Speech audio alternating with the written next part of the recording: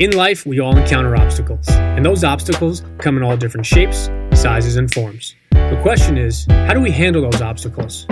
Do we attack them head on, or do we allow them to make us quit? Welcome to the No Quit Living podcast, where we aim to motivate and inspire listeners to never give up on themselves, their dreams, or their goals. We will interview successful people from all walks of life as they share their no-quit stories when they had the choice to give up or give in, but they didn't.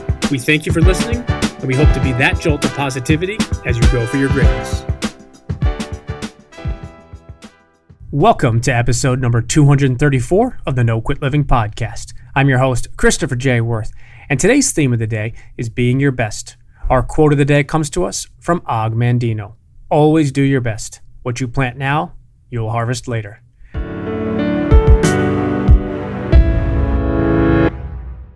Today's episode is sponsored by the good people over at West Fair Communications, who publish the Westchester County Business Journal and the Fairfield County Business Journal. These newspapers do a wonderful job in covering all aspects of the business world within two of the most influential markets in the New York metropolitan area.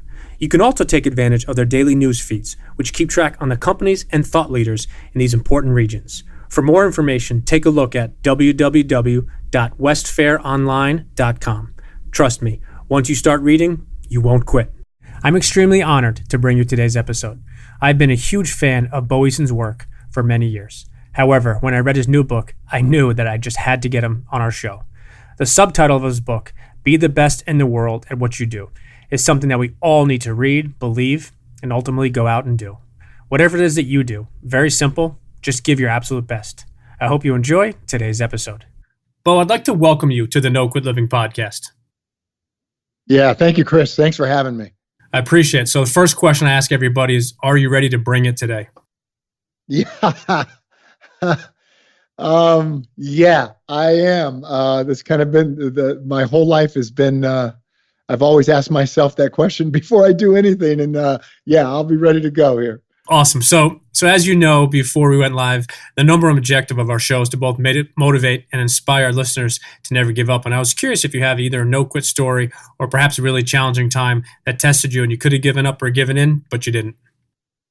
Yeah, I mean, I've had a lot of those, when you're when you make big dreams, like my first dream was to be the best safety in the world, right? I was only 9 years old. So on the way to being 21 and being drafted, it felt like there was rejection like every day. And I remember going to college because I wanted to be the best safety, but no college recruited me. So there's 350 colleges that play college football and nobody wanted me. And so I remember just walking on at a school that was near my mom and dad's home called UC Davis. And at that time, UC Davis didn't give scholarships. It was a Division II program. And I just said, you know what? It's close to home. I could walk on there. I could keep my dreams alive by going there. And I went there. And even they sent me home, right? So they sent me home after the first day of practice, took away my uniform, took away my helmet, and I didn't leave. They took away my dorm key, so I couldn't sleep in the dorm. I didn't have food. And so I slept in my pickup truck in the parking lot of the locker room. And my dad gave me $10 the night before I left home. And with the $10, I bought peanut butter and hot dog buns. And I made peanut butter hot dog bun sandwiches. And that's what I ate. And I went back to practice the next day. And they started laughing. They go, "What are you doing here?" And I said, "Well, I have this dream and I have this plan of being the best safety. And I just would like to practice, so could you give me a practice uniform?" And these equipment managers were cracking up and they thought it was funny. And they gave me a uniform, but the uniform they gave me did not match the rest of the team. So it was an unmatching uniform with a helmet that was so old. I think Jim Thorpe may have worn this helmet. And it didn't fit me at all. It was so big. And I didn't care though. I took it. I went out. I practiced. And no one said anything to me. No one came up to me. I just took my reps and I was completely standing out like a sore thumb because of the uniform didn't match. And a month went by And I slept in my pickup. I ate peanut butter hot dog bun sandwiches, and I wore this unmatching uniform until the first day, until our first game came up. And same thing. I talked the equipment managers to giving me a game uniform so I could run out with the rest of the team, because my mom and dad were going to come see me in this game, and they're going to wonder why I'm not playing and where I've been for the last month. And again, these guys gave me an unmatching uniform, and I went out under the lights. Marching band was on the field, and I got to wave to my parents that were up in the crowd. And, 4 years later, I become one of the top safeties in the country, drafted by the Houston Oilers. And I'm always proud of that story. And I didn't think of it as being courageous or brave, just kind of hanging in there. I think it came out of more just a naivete, like I had this dream, and I thought the dream was the most important thing in the future for me to be this best safety. So I was just really loyal to my dream and not necessarily loyal to the circumstances in which they kept sending me home. And that, and given what the difference was in 4 years. So at one point, my freshman year, I'm like the worst player in the country. And then 4 years later, I'm one of the best players in the country. And I'm thinking, how can that be? It can be because you just don't take no for an answer. You just, like the title of the book, there's no plan B. And I think that's the story that I would tell you, that I would lead with, just based on, not giving up. I think your story is remarkable, and I think so many people are faced with those obstacles and those challenges, and I think that most people unfortunately give up way too soon. And I don't want to in any way, shape, or form say that every single person is going to accomplish every single goal no matter what. But I think, unfortunately, as I said, there's so many people that give up way too soon. And, your first day, nobody probably would have faulted you if you had hung up the cleats, but you had a goal, you had a dream. And to your point, you were loyal to your dream. And I just think it's amazing. I appreciate you sharing that story. Before we jump into your new book, I just wanted to ask you if you wouldn't mind just telling our listeners a little bit about who you are and what you do today. Yeah, I mean, today, I've made like 4 declarations in my life. The first one was to be the best safety, and that took many, many years. And then the second one was to be the best stage performer.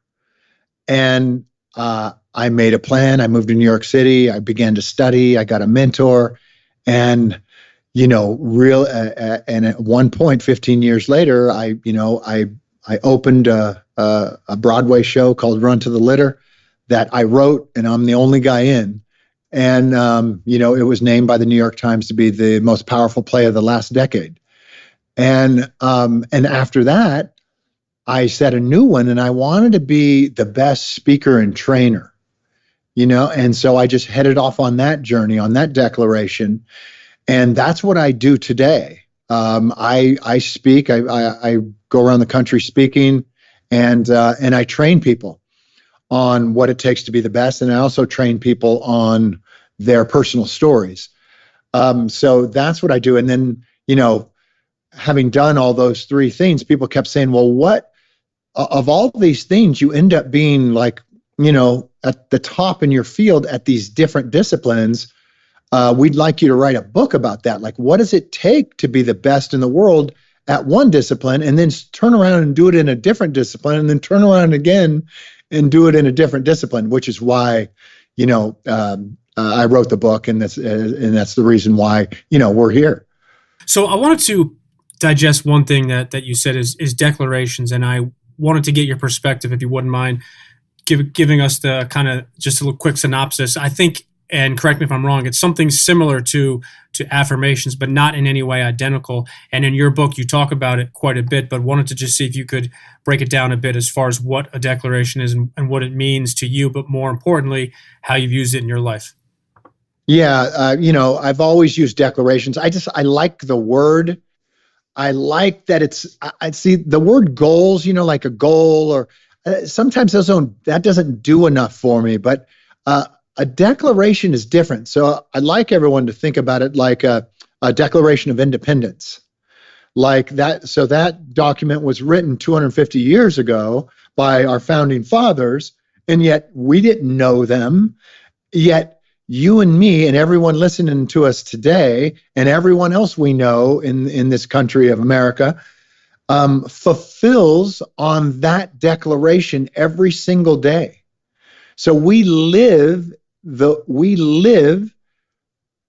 exactly the words that our forefathers said we would. They said we'd be independent, that we'd be independent and we have freedom to move and speak. And you and me fulfill on that declaration every single day we're on this planet. And that always was moving to me, and how that can happen for so long, for 250 years. So my first declaration was to be the best safety in the world, like I said earlier. And so all I had to do, it wasn't like I had a big to-do list. Like I think a lot of times people have goals and they go, well, I got this big to-do list now that I've got this goal. Well, a declaration, all I have to do is be that thing. I have to live and internalize that thing physically on the planet. And that's how I look at declarations. And that's how, I'd like the listeners to think about theirs, like their dreams. All you have to do with your dreams is make a declaration that what you're going to be and what you're going to do. And then you start being that thing on day one. And eventually the world catches up with you. Now, it doesn't matter the discipline. It doesn't matter if you want to be the best ballerina. It doesn't matter if you want to be the best pole vaulter, ping pong player, mom, parent. It doesn't matter. What matters are the principles, and that you declare that you want to be world class or the best at that thing. And sure enough, you work toward that. You start becoming that. And the world catches up with you in enough time and enough expertise and in enough years. And all of a sudden, you're standing on top. And that's how I view the declarations. I think it's so powerful how you worded it. And I appreciate you touching on it, because I think it is similar, but not in any way identical to goals or affirmations. But I think the way in which you declare it, it has something to do with saying it, has something to do with vision, has something to do with seeing it. And something that you said in your book that I thought was interesting is, it takes focus and it takes the willingness to drop anything that does not serve your mission. And I circled that, I underlined it, I actually took a picture and sent it to a couple friends and clients of mine. And the reason why I love that and I wanted to touch it is it's so much easier said than done. It's so much easier to say, okay, this is not going to move me towards. But I guess from your perspective and getting to where you got with your declarations, obviously it's something that's really important to you. So maybe a tough question, but how or what would you suggest to any of the listeners that know that they have something that it's not going to help them, but sometimes they still get distracted? So what would you recommend that they catch on to, dropping anything that does not really serve their mission? Yeah, I mean, this is very difficult, but it is key. And most people, when they make a goal or they state their dream or they make a declaration, they think in their mind that they've got to add a bunch of things to their lives. Like, I got to get this and I got to do this and I got to get this. No, actually being the best is about getting rid of stuff. You've got to get lean, no different than a cheetah. If you ever watch a cheetah in the wild, there's one thing you never see is a fat cheetah carrying a lot of extra weight on them. You got to think of yourself like that cheetah. You got to get lean. And that means not only physically, your body, right? Because what I'm asking you to do, what your declaration is demanding you do, is give all that you got. Otherwise, you're not going to make it.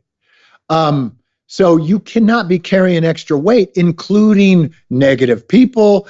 I was once told this, and this sentence, and it sounds harsh, but if you're at all interested in being world class or the top, it's just got to come into your reality.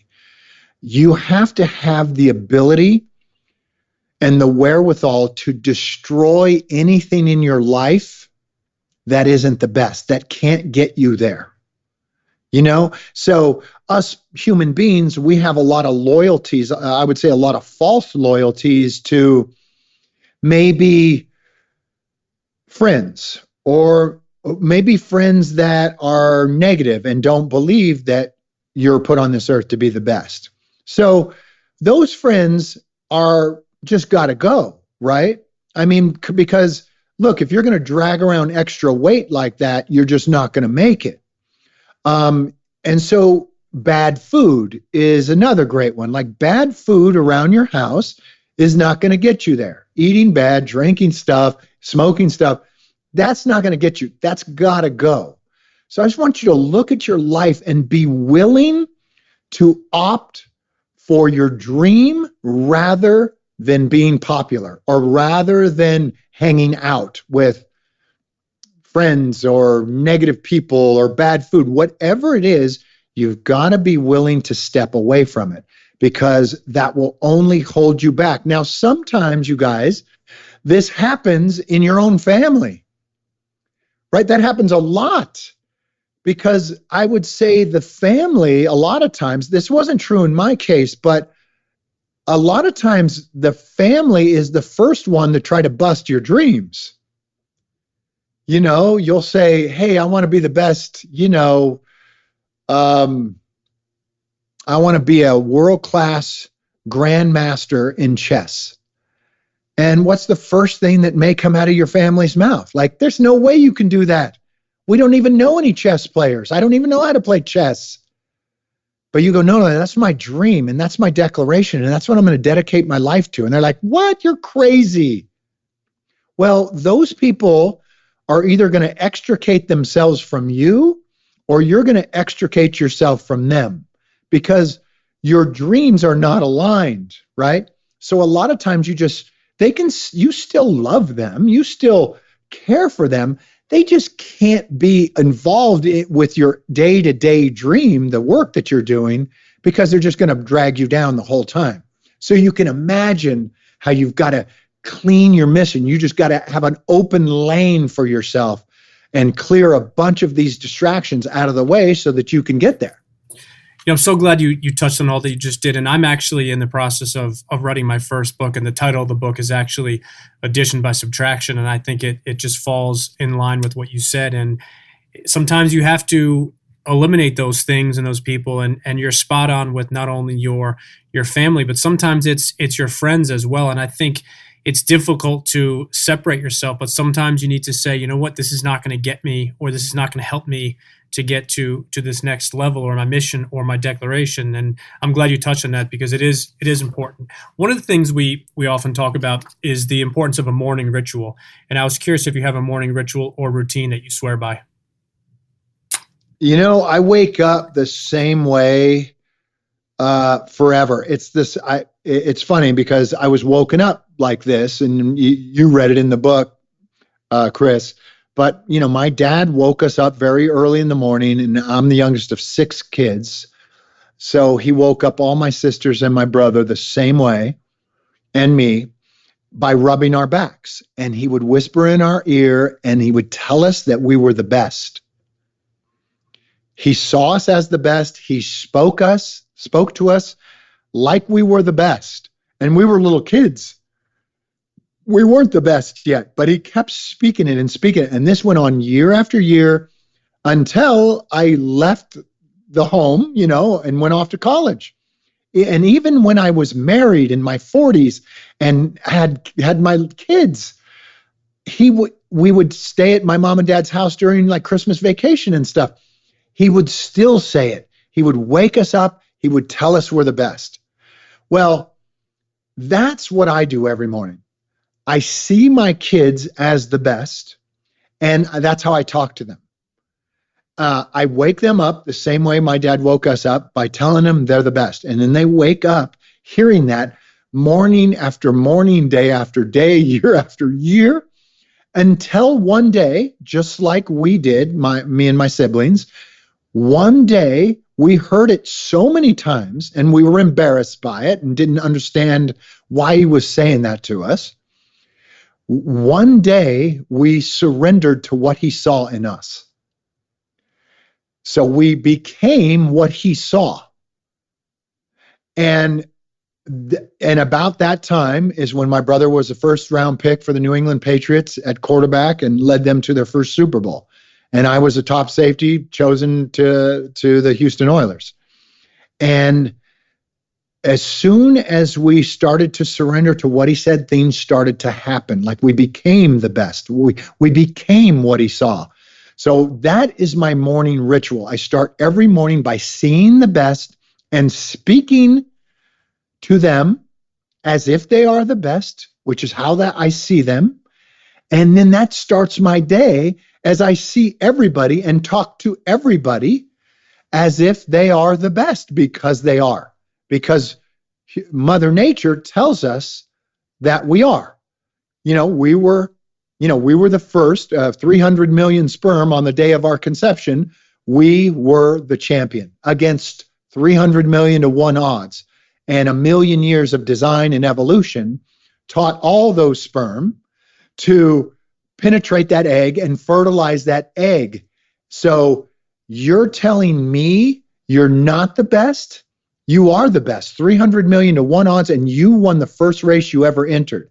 And now you're born into this earth, into this world, and now you're supposed to apologize for being the best, and you're supposed to pretend that you don't have this best DNA in you. You're supposed to pretend you're mediocre and fit in with other people. That I'm just not for. And that's why the book, There's No Plan B for Your A Game, that's why I wrote it. I think it's so powerful, the words that not only do you tell yourselves, but you also tell others. And I think it goes down to visualizing it. And also, I liked how you put the spin on it, as eventually you surrendered to it. But the reality is when you hear it so many times, you begin to believe it. And then when you believe those things, you go ahead and you take action. And I just think it's really cool. I wanted to get your perspective on what success looks like to you, or how do you personally define success? Wow, it's so funny. That's a really good question, Chris. Here's one thing I have never had in any of my dreams or any of my declarations that I've made. I never wanted to be the biggest, right? So I don't know why. It doesn't sound like a bad thing, but I just never have been interested in being the biggest. So, like now I'm a speaker and a trainer. I never was like going, I want to be the biggest or most famous speaker, or I wanted to be the biggest hit on Broadway and be famous, or make the most money. That even in football, I never wanted to be like I never thought of being the highest paid or all I know is every time I make a declaration, it is to be the best in the world at that particular discipline. That's it. And it's never been to be the richest or the biggest, but only the best. And that really keeps me, I believe, to me, that's where I feel successful, when I'm standing on top, or when I'm not standing on top and I've just failed and fell flat on my face on my way to trying to be the best.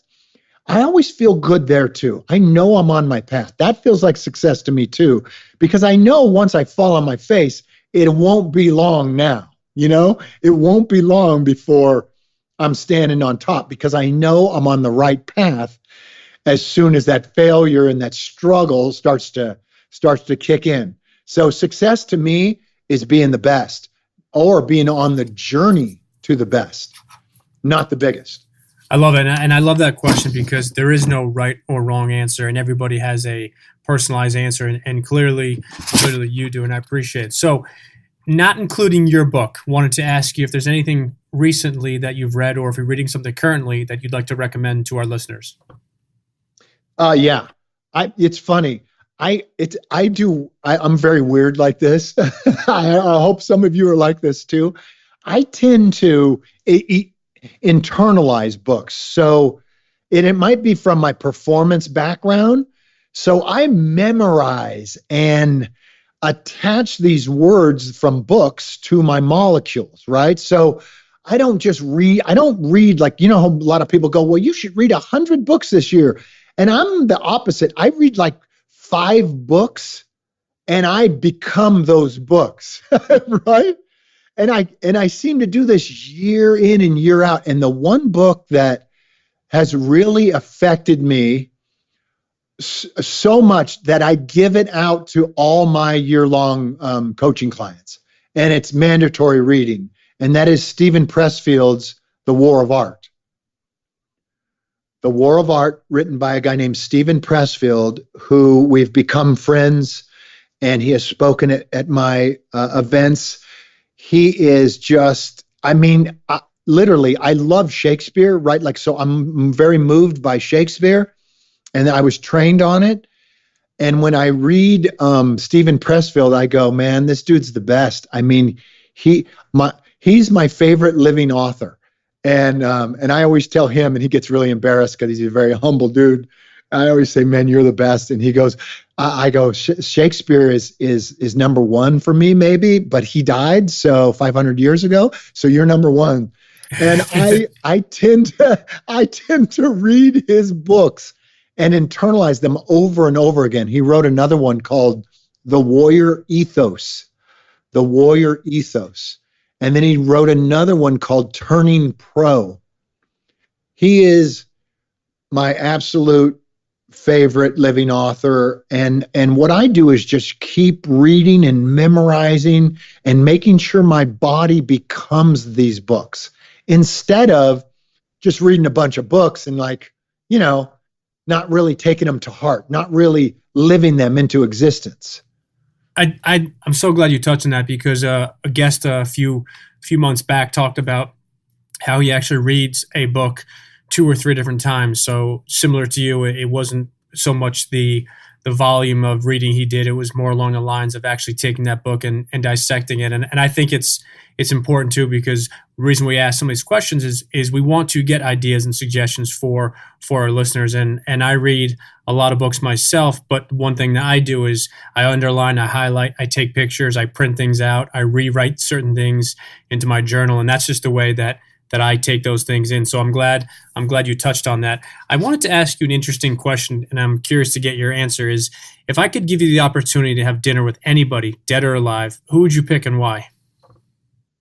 That would be my dad. That would be my dad. He died 10 years ago, 11 years ago now. And, it's just like for us guys, I think that dad relationship is the most tenuous and it just so shapes you as a man, as a boy, and, and then growing into a man.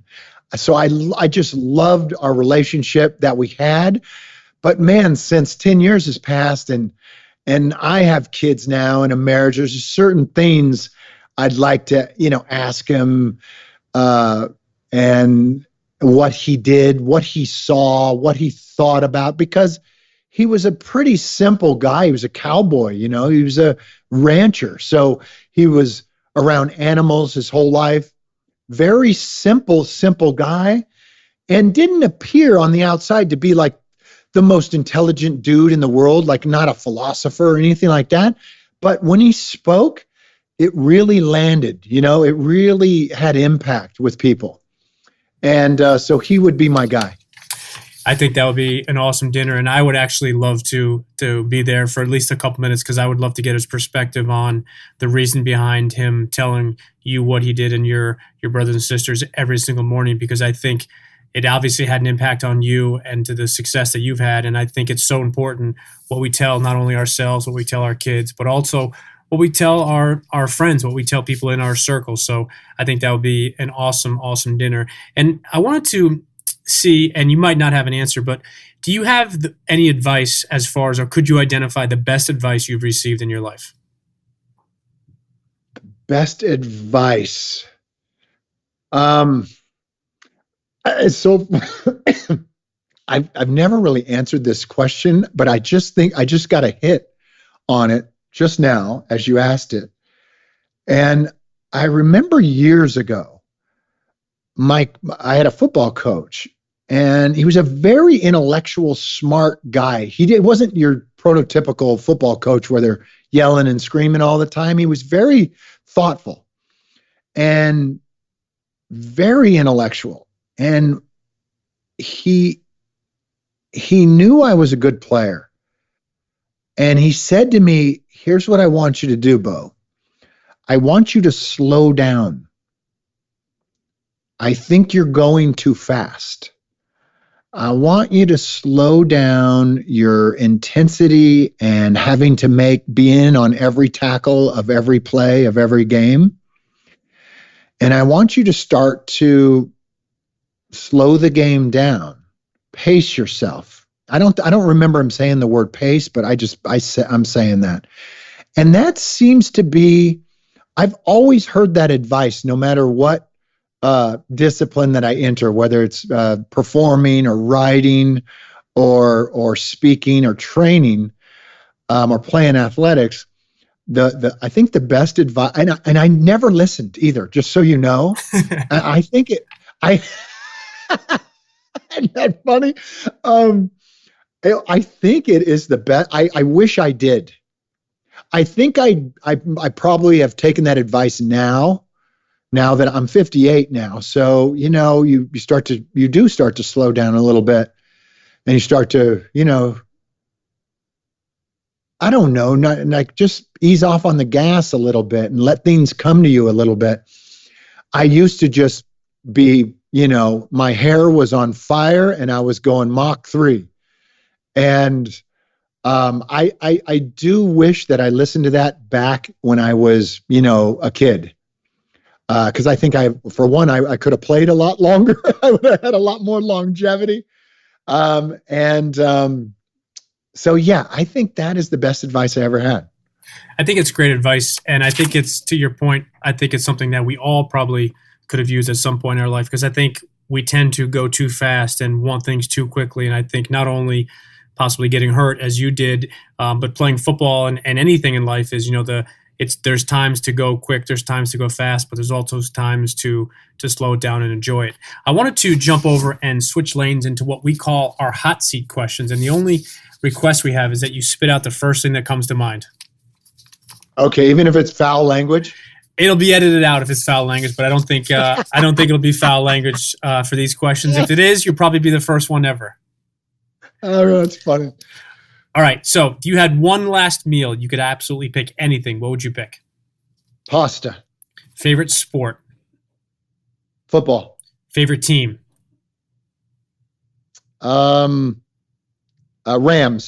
Favorite smell? Smell pizza. All-time favorite movie? Rocky. Do you have a favorite book? The War of Art. Favorite band, group, or singer? Queen. And do you have a favorite quote? Yeah, I love the Theodore Roosevelt quote, which is quite long, but it starts, I'm sure you know it, but it starts with, "It is not the critic who counts. It's the man who's actually in the arena, whose face is marred by dust and sweat and blood." Do you know that one? Yep, it's a great quote. It's a great quote. And the last sentence of it is, "So that his place shall never be with those cold and timid souls who know neither victory nor defeat." It's a great quote. And then if you were stuck in a foxhole, you could only choose one person to have your back. Who would you pick? My wife, Dawn. So, Bo, before we wrap up here, I want to just ask if you wouldn't mind telling our listeners the best way for them to connect with you or follow you, and most importantly, where's the best place they can find your book? Yeah, my book, this is one of those books that, I wrote it with the sense of people internalizing this one no different than I talked about earlier. There's no plan B for your A game, how to be the best in the world at what you do. You can go to your favorite bookstore. You can also go on Amazon. You can go to Beason.com. If you go there, we have a lot of, if you go to Beason.com and buy the book, you can get a lot of bonuses that we have, some training, some live training, some companion book that goes along with it, workbook. I would do that. And my website is beason.com. You guys are welcome to go there, search around. There's plenty of information there. But the most important thing I would love for people to do is start to build their life, start to take the action steps that are at the end of each chapter in this book. And being that I've declared I wanted to be the best 4 different times in 4 different disciplines and was able to reach it, I know the roadmap. And it's pretty predictable if you do the work where you're going to end up. So that would be the place to get a hold of me, beason.com, and pick up the book. There's no plan B. Awesome. And for our listeners, I definitely recommend it, and I'll put the link as well on the show notes. But there's no plan B for your A game. Be the best in the world at what you do. And last question, Bo, I wanted to ask you if you have any parting words you'd like to leave with our listeners. Yeah. Remember who you are. We're so quick to forget, and we're so quick to give up on our initial dream, on why we were put here. This reminder will help you. Remember the odds of you being born. Do you think that's like a miracle? 300 million to 1 odds, yet you were the champion. And now most people are out here in the world trying to prove that they're average or trying to prove that they're mediocre. Well, your DNA is not set up for mediocrity. Your DNA is such that you're number one, survival of the fittest. You were the fastest swimmer, the most determined, and that was a swim to the death. So you have to remember, or rather remember your own ethos, your own primitive instincts, which is to be number one. And that's how you have to treat your day and stop apologizing for it. I love that, and I think it's great advice. And I just want to, again, thank you for being on the show, and I hope we can definitely connect again soon. Yeah, thanks, Chris. It was a lot of fun.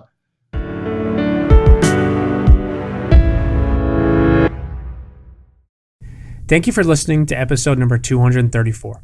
Bo Eason is all about making things happen. His new book, There's No Plan B for Your A Game, is definitely a book that I highly recommend. If you can grab yourself a copy, you definitely won't be disappointed. We spoke about the difference between goals and declarations, and Bo shared how for him, goals didn't do enough.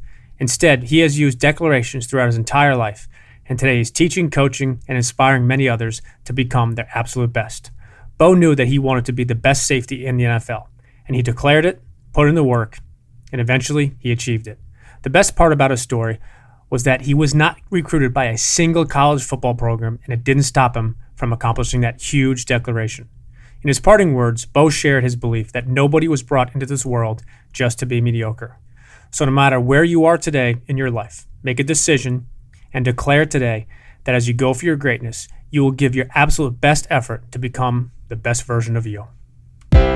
And lastly, to our listeners, thank you. We truly appreciate your time, and we hope our episodes inspire you to keep on attacking life and never giving up. To quote Dr. Norman Vincent Peale, it's always too early to quit.